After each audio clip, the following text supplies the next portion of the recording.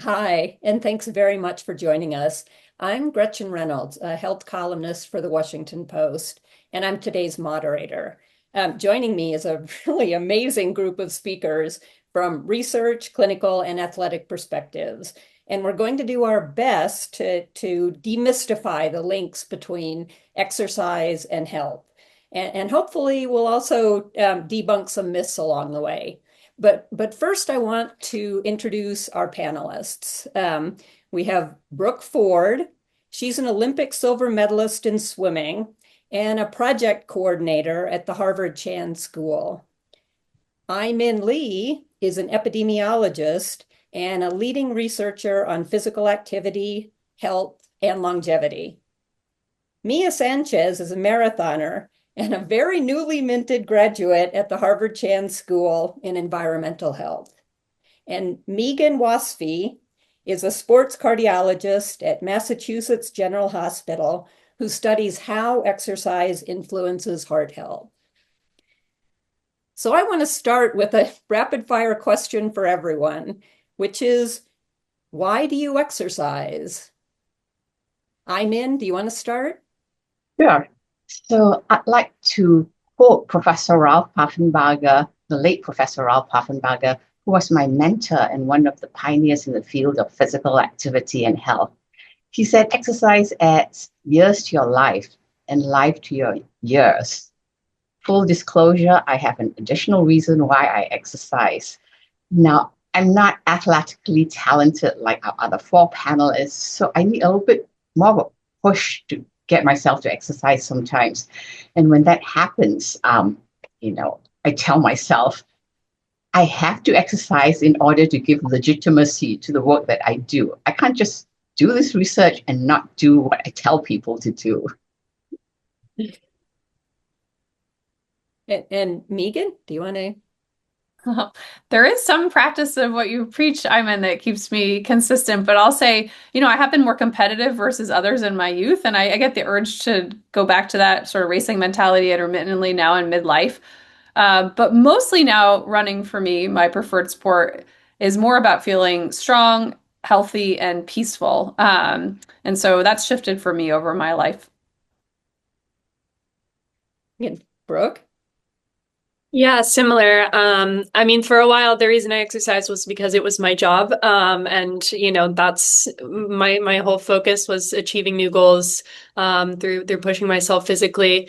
But now, even after retiring from competitive sport, it's still such a big part of my identity. And, as others have said, it's the time when I feel most like myself, most confident, and most at peace.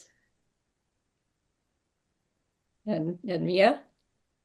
Yeah, similar to what the other panelists have said, and especially what Brooke just mentioned about your sport being your job for a long period of time. That's kind of how I felt running competitively in college. And it's just so integrated in who I am as a person. And now exercise is this outlet for me to spend time outdoors, either by myself or with my friends and family. I'll for myself, I'll reiterate what Ai-Min said, which is I'm an exercise columnist, and so I feel like I have to exercise. Although I spend a lot of time writing about exercise and not doing it. But one of the big issues is, do we know why and how exercise actually affects health and why it's so important for our health? Can you start discussing that? I mean, I know it's a big question, but it's also really fundamental to the whole topic of, does exercise affect health, right? Yeah, so exercise, physical activity, we know from a large body of data that this way of life improves almost every aspect of our lives. So as I said, it helps us to live longer, in part because it reduces the risk of developing many chronic diseases. Physical activity also helps us to function better, both physically and mentally. It improves our quality of life, in part because it reduces anxiety and depression and helps us to sleep better.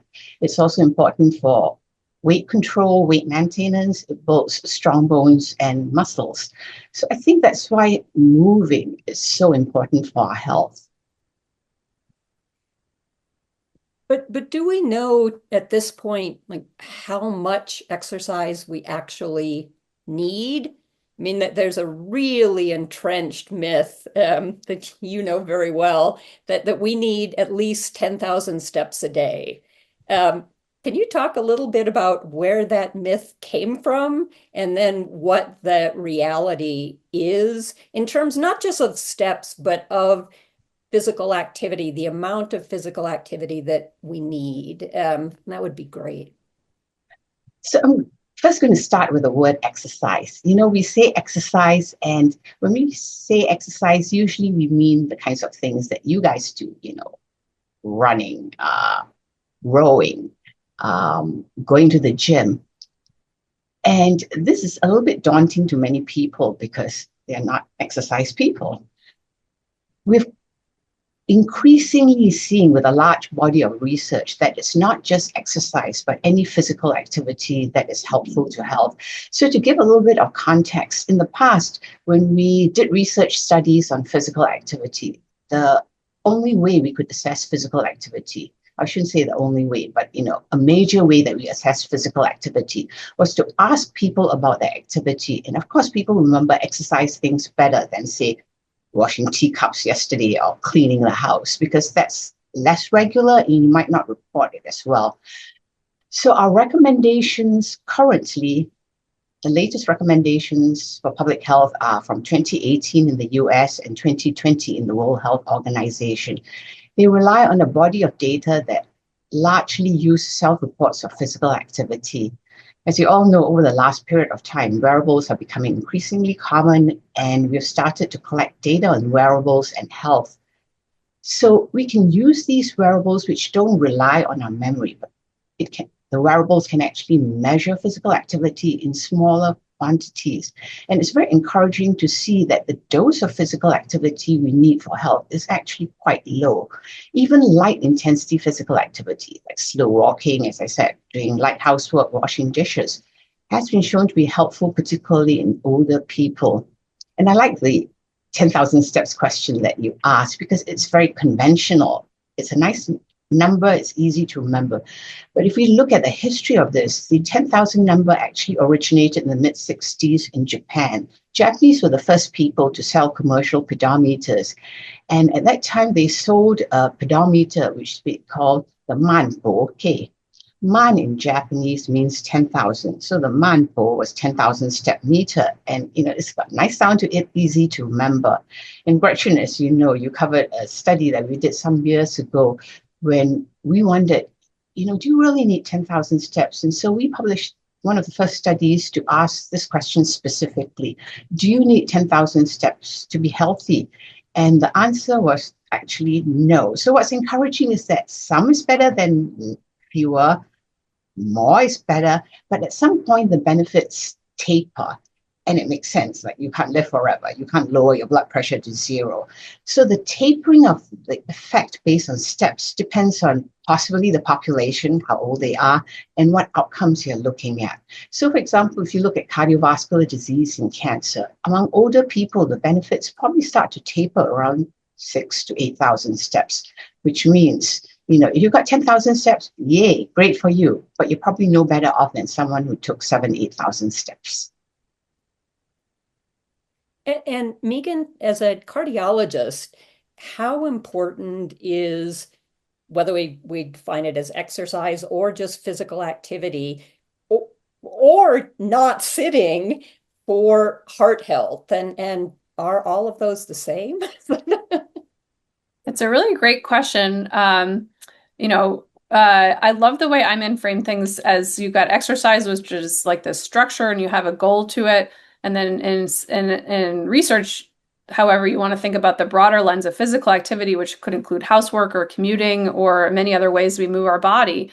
And now that we have more and more information from accelerometers that sort of are nihilistic, they can't tell whether you're biking to get to work or biking for exercise. The summary is from the heart, but I think also from the whole body. It doesn't know what shoes you have on your feet, right? It really, you can't tell the intention. There's probably subtleties there when we think of binning it separately as exercise. It may have more of that mental health benefit than physical activity done for getting from one place to another around the home. But from a heart health perspective, that total amount of human movement is what we see strongest relationships with.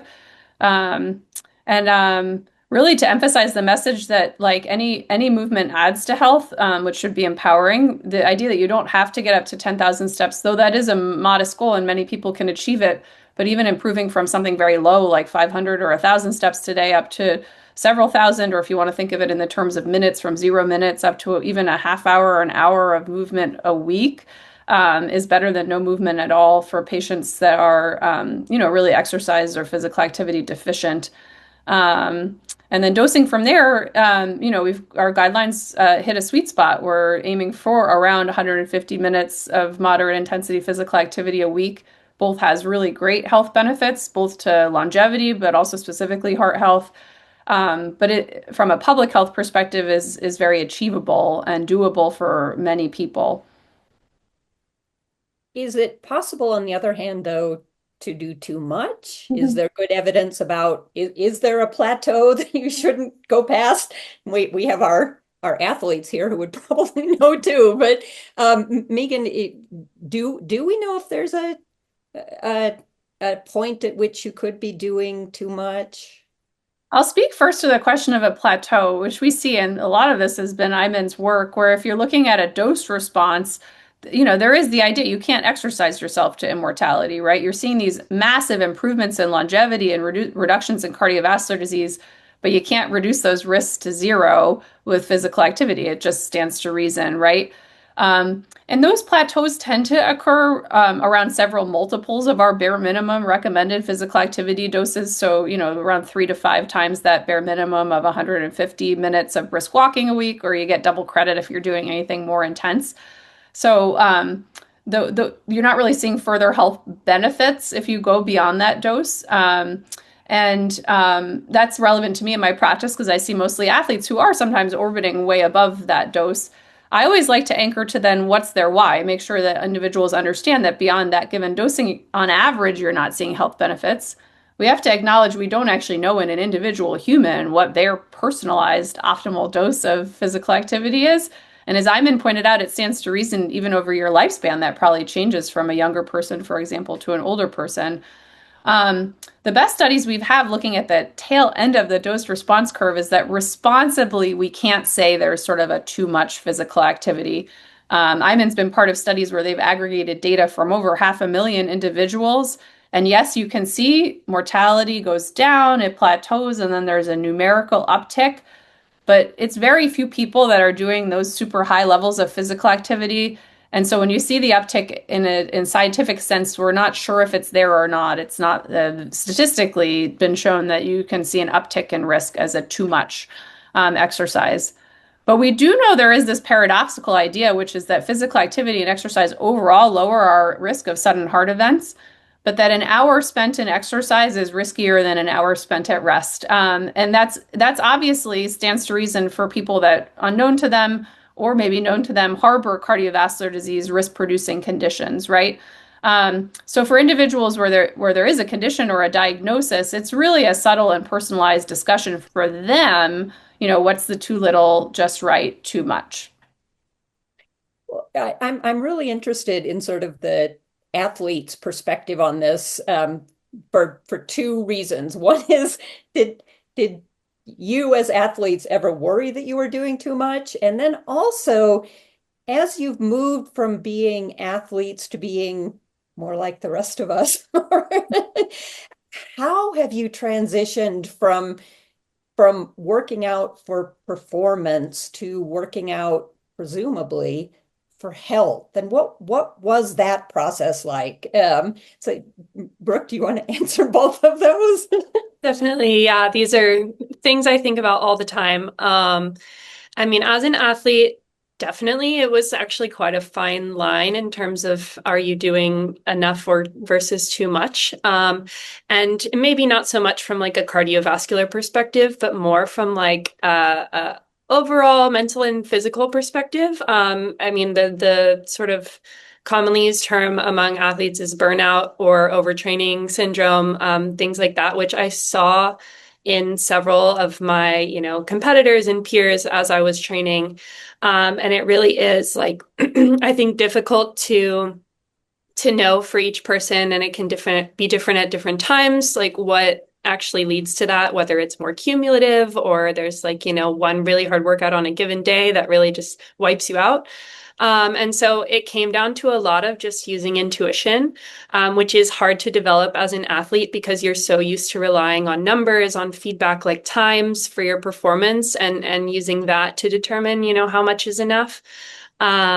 And the intuition piece actually is what I've really had to work on as I retired from competitive sport, to know, again, as we were talking about, what's too little, just right, too much exercise. And it's hard, I will say, like not having a coach telling you exactly what to do. And not having, a specific set amount of time that you need to exercise, and really just having to feel like, when does my body feel the best and the healthiest? And what set of exercise movements is going to lead to, my best version of myself where I need to be at life right now. And I think, one of the hard parts of that as well is setting new goals for yourself, that are realistic for where you're at. And for me, one of the craziest things that somebody told to me, or most maybe revelational things that somebody told to me after I retired from swimming, was that exercise doesn't have to hurt. Um, and I really, it changed my whole mindset, because I, as an athlete, really believed that unless it was really uncomfortable and painful, I wasn't getting better. And to change my mindset to like, exercise can really just be like a pleasant walk that feels great, and that's still good for you, and that's, enough on some days. And Mia, for your part? Yeah, I would say that balance was definitely something that I struggled with. My progression as an athlete to now more of just someone who's enjoying exercise. It's been a journey to find that balance. In college, I was running and training at a very high intensity, and it developed into sort of an obsession with exercise. And it pushed me to the point of getting a stress fracture, which led me to be completely off of exercise and immobile for 8 weeks. I couldn't walk on my leg at all. And I didn't get to run for 3 months after that injury. And during that time, it was really hard. But it was a moment when I was able to stop and kind of reflect on my why of exercise, and how I could find that balance. And then moving on from college and into graduate school, there wasn't as much time for that high intense training that I was so used to for so long. But I was able to sort of find that love for not only running, but other forms of exercise, just like going outside and playing volleyball or soccer with my friends, became exercise for me too. And through that process, I found that my running, now in like the marathon long distance level, I was able to get stronger and even faster than what I was running in college, even though in college I was doing much more intense workouts. So finding that balance, I was able to understand that less exercise in a more conscious way, was able to be better for both my performance overall and my long term um, love for exercise and running. I'm interested both from you two as athletes and also our researchers. We have the World Cup coming up, and there'll be tons of kids watching the World Cup. It's not easy nowadays to get kids to be active. I'm a parent. It wasn't easy to keep the kids away from screens. So how do you have any advice for parents who might want to use sports in particular to get their kids active without getting them burned out, without making them specialize and hurt themselves, without the parents going crazy? Do you have any advice for how sports might be an entry point? And do you think it's a good entry point for kids into hopefully lifelong physical activity? And Brooke, can we start with you? Yeah, sure. I mean, I'm not a parent, but I am thankful to my mom for throwing me in a pool when I was like 6 months old, and the rest is kind of history for me. I think, it completely changed how I grew up. Just the fact that my family was active, and it wasn't like I was being sent to go do a sport. It was always like the family is going to do exercise together. And so from that standpoint, I think it's really important to make it, like the exercise shouldn't be a chore. It shouldn't be used as a discipline, or a consequence or anything for kids when they act out. I think it really has to be like, seen as something the family does together, or something the kids get to do with their friends. That's more of a reward or something like that, just to make it sustainable. And like you said, there's no need to specialize or like put any pressure on performance, things like that. And I think that's, at least in athletes, the ones that end up doing better long term are always the ones that have had, sort of less childhood pressure, because they choose of their own accord once they're older to continue doing it and to continue, falling in love with sport and exercise. Would you agree, Mia? I agree. I'm not a parent, but I am the oldest sibling out of five. And I can say that for my younger siblings, watching them grow up in sports, what really helps is differentiating between sports. So we're not a like one sport household, although running is very centered to all of our exercises. We do like to do different sports throughout the seasons, and that kind of balances out what my siblings like to do and prevents that burnout for long term. And I think, again, like using sports and exercise as something that's fun and that they have the privilege of doing, shows my siblings that this is something that's good for them long term, that they can do for years and years to come together or by themselves. And they're proud of the work that they do through exercise. As like a little anecdote, my youngest sibling is just starting out with summer track, and he's not the very best on his team, but in his most recent meet, he ran a personal best, and he told my mom, he's like, I see the work that I'm doing and it's working. I'm getting faster and I'm getting better. And I think that lack of pressure, but still enjoying what he's doing, is going to be beneficial for him long term. And Megan, I know you work with a lot of athletes, including NFL people. Would you say too that starting sports at a young age is a good way into physical activity? And then how do you transition back out of it at the end? Um, there's research on these topics, but one thing about the research is if what you really care about is keeping physical activity levels high over a whole lifespan, anything we can say about a generation before, because we have a very rapidly evolving society in this regard, you always have to question how it bears relevance in current day, right? Um, but I mean, I think at best we can tell for our current youth that because this is just ambiently less physical activity, less playing outside, more screens, that a lot of their physical activity does come in structured ways, either through school or through sport instead. So we have to think of those as available tools that we have.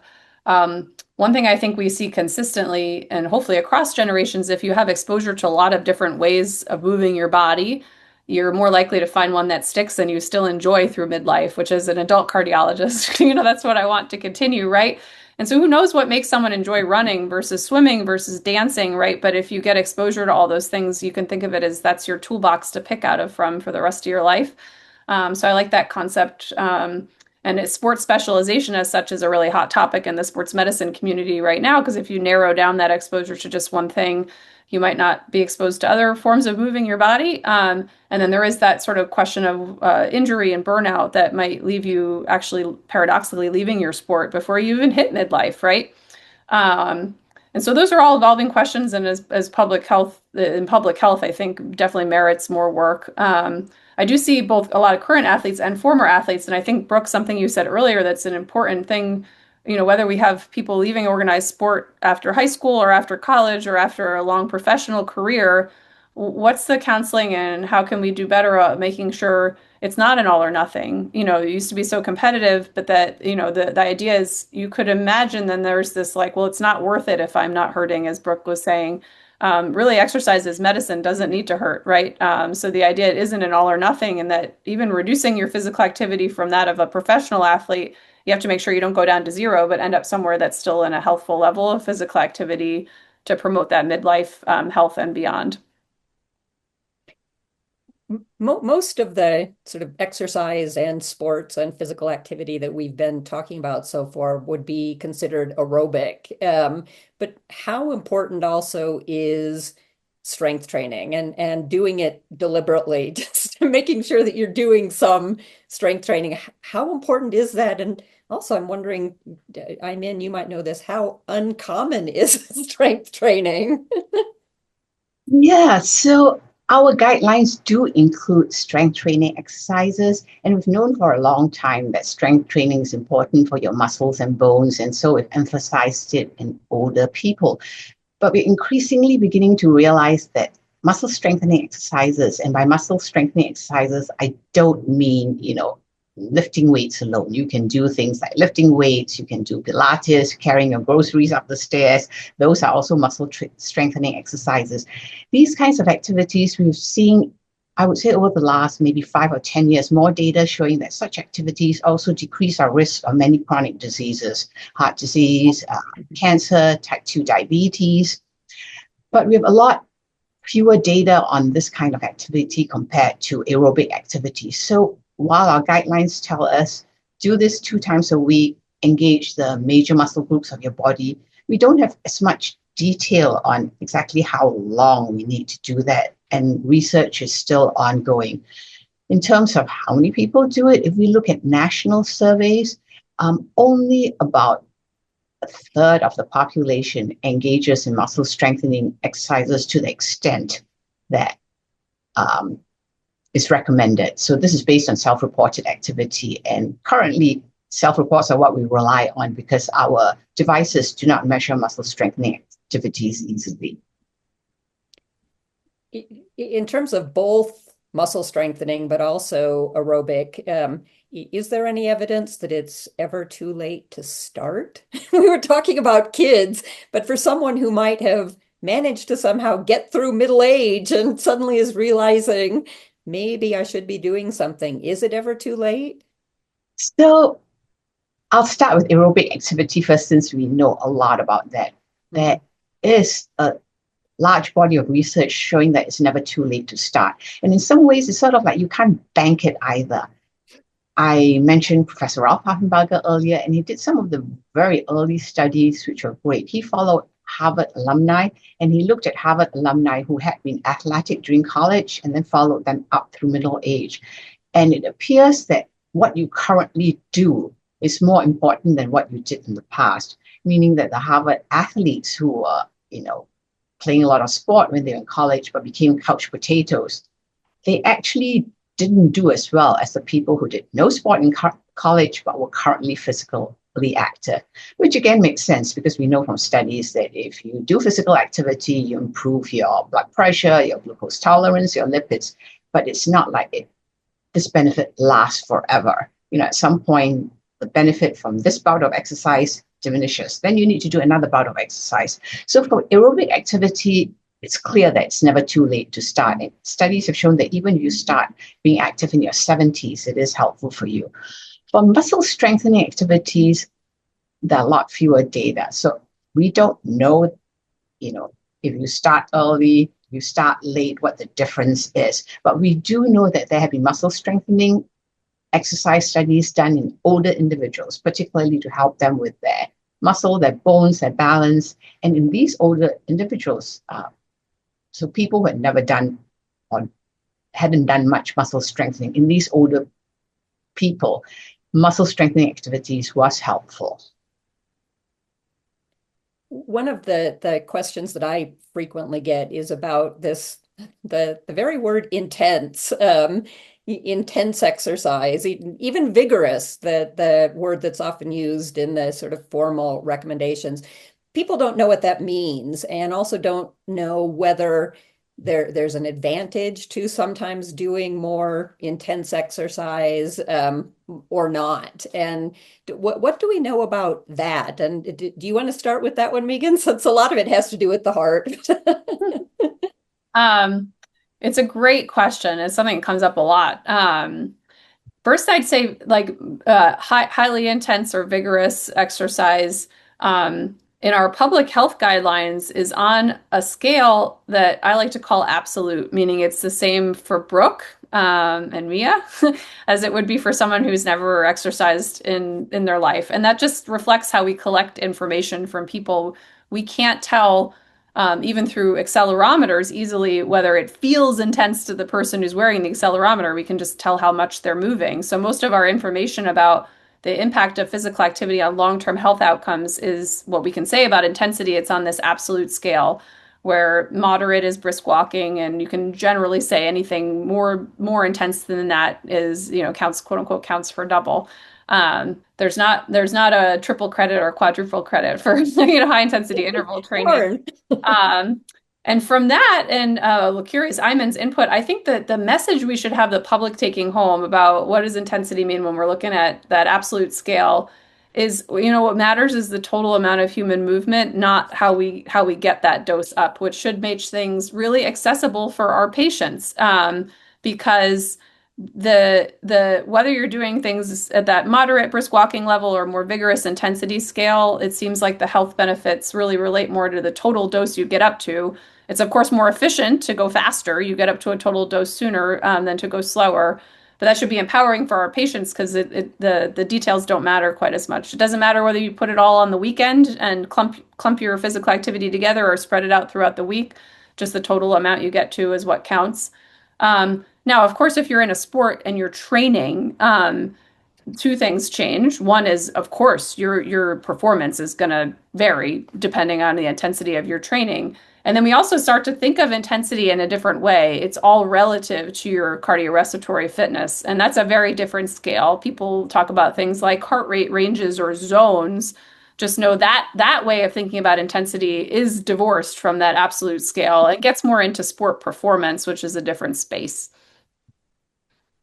So can I chime in and say something that's sort of helpful to regular people? So again, not the athletes or people who are training. It's very hard to know what vigorous is if you define it in a scientific context. So if we want to say in an understandable way what it means to be exercising or being physically active at a vigorous or moderate intensity level, we often use what we call the SING test. So while you're doing that activity, you feel your heart rate going up, you feel yourself perhaps sweating a little bit, and you can't sing. That's considered vigorous. If you are doing this activity, you still feel your heart rate going up somewhat, perhaps you might start sweating, but you can continue a conversation, that's considered a moderate intensity level. So to a layperson, this might be one way that you can figure out what's vigorous and what's moderate. The other question that I get, or comment I get most often from people when they want to talk about exercise, is that they started exercising to lose weight and they didn't lose weight, and now they're never going to exercise again. So I really want to talk about what we know about the role of exercise in weight loss, and then also weight control, which is different, and what people should know about the importance of exercise, whether you lose weight or not, right? And Iman, can you start with that? Yeah, I mean, weight management is something that's really, really challenging. At a basic level, we know that, our weight depends on the calories that we take in, the quantity as well as the quality of the calories, and it also depends on the energy that we put out. Now, exercise is a truly dismal and non-efficient way of getting into the negative calorie balance. So I love candy. I can eat a bar of candy in 5 minutes. But for me to work off those calories, it will probably take me 40, 45 minutes of walking.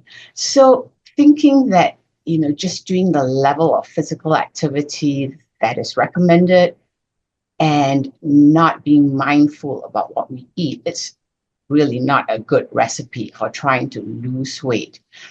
I think what's truly encouraging is we know that physical activity is great for everyone, regardless of whether this person has a normal weight, this person has overweight, or this person has obesity. It is very clear for two people with obesity that the one who is physically active has a better health profile, risk profile, compared to this other person with possibly the same weight who is not physically active. And now, of course, we have the new drugs that help with weight loss. And with the weight loss, there's also loss of muscle, which makes sense because if you're someone walking around with a larger weight, your muscles are also stronger. And I shouldn't say your muscles are stronger. You have more muscle mass because you have to carry that larger body weight. And when people lose weight rapidly, a lot of the muscle mass also goes. So I think strength training activities at that point is good because these drugs are relatively new. We still don't know sort of the interplay of physical activity, muscle strengthening with the use of these drugs, but we do know that physical activity and muscle strengthening activities can help with the muscle loss that occurs when one goes on these drugs. And now I want to sort of return to that very first question that I asked, which is, why do you exercise? And I'm going to expand a little bit on my answer because the main reason I exercise, if I'm really honest, is because it keeps me sane. It allows me to deal with stress. And I think there's some really good evidence that exercise has a pretty profound effect on mental health. And I'd really love your thoughts on the role that it's played for you in your mental health and sense of self, and then also any research that we have that buttresses that idea. And Brooke, do you want to start? Definitely, yeah. I think for me, exercise, one of the most tangible benefits of exercise is just change in mood. And as I mentioned earlier, it's been hard, learning to use intuition to know which type of exercise to do and really like focus on how I'm feeling. And it's hard to, you come away from a weightlifting session and your body's sore and you might think, oh, why did I do that? I don't feel better. I feel worse.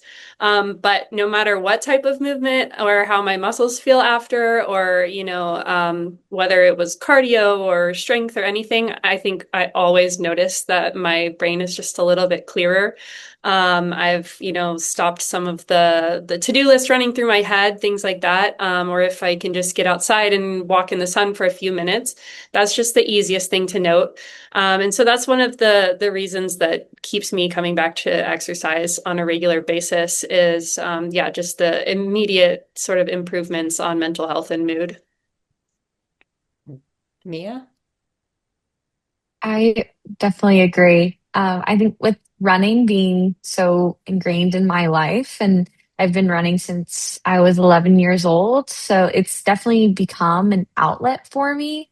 With school, I would take like either 20 minutes or an hour more just to go outside and kind of step away from my academic work and my computer. And it was a great outlet for me in terms of the stress and that balance of exercise in life. And then I think it's been a great opportunity, like social, to have like teammates that I train with, but also like going and playing volleyball or soccer with my friends, like I mentioned before, and having that sort of outlet that way, where I'm getting to have time alone, but I can also spend that time exercising with others. And Megan, but both as a clinician or researcher and personally, what role do you think exercise plays in mental health? Oh, I mean, for me personally, it is like it's my calm time and space. And so I can just affirm what others have said. I'm an entirely grumpy human, who doesn't function well on any level if I'm not getting regular physical activity. And that includes, I love my running, but also things like, just a walk around the block or bicycling or anything. So you can see it from any form. And that's where I think capturing people, like having individuals in the public at large, like capture what form of human movement just aligns most with whatever that is, what they enjoy. The social aspects to sport, we know in general, like what are the lifestyle factors that we can utilize to improve overall health and heart health. And I mean, physical activity hits so many of them. Mia and Brooke just hit on some of these things. So we in general see associations between stress and cardiovascular disease, sort of quote unquote type A personality. If you colleagues of mine have imaged the activation of the amygdala, the emotional center of your brain, and shown that relates to the inflammation of your arteries, right? That mind-body connection, you can see it, you can image it. And we know that physical activity can reduce stress, right? We all just say we experience it. And then in general, in societies where we see better social connection, we see better longevity. And it's hard to know the exact mechanisms of that, but if physical activity and doing sport together can help on both those fronts, these things are all interrelated to each other, is what I'm saying. And then you also see physical activity impact almost all the risk factors for heart disease, some more so than others. And what I like to say to patients, because we were talking about weight, is that, let's say you started physical activity for one goal. You wanted to lose weight, your blood pressure was a little up, you wanted to avoid blood pressure medicine, something like that. And you start up from a couch to 5K, sort of nothing to a good dose. And the thing you're focused on doesn't change, which would be disappointing, right? Weight's the same or blood pressure's the same, despite those efforts. I always emphasize that physical activity program is impacting all these other things we can't measure, right? So don't stop. Don't stop it just because it didn't influence the thing that might have been the carrot on the stick to start it to begin with. So whether that's something we can measure in the office or something that's harder to measure, like stress levels or social connection, those are all benefits. And I'm in. Would you like to chime in? Sure. So, I agree with everything that Brooke, Mia, and Megan said. And for me personally, this time of year, it's just so great. The flowers are all out, it's bright when it's not a rainy day. The birds are singing. So that's wonderful. And we do have a lot of data clearly showing that physical activity improves your mental health. I'd also like to pick up on some of the points that the others brought up, which is the social aspect of it. So there have been some studies that look at the types of sports and how it benefits health. And interestingly, tennis seems to be the activity that may be more beneficial compared to the other activities. But as Megan said, I believe it's actually the energy expenditure. And maybe with the tennis, it's that the investigators were not quite capturing perhaps the social aspect of that sport, and also that this is a sport that you could probably continue till you're older in life. So the social aspect of the sport definitely, I think, makes a difference. Well, this has just been a terrific conversation. It's very inspiring. I'm actually going to gather up my dogs and go for a walk after this. So thank you all for joining us. This was terrific.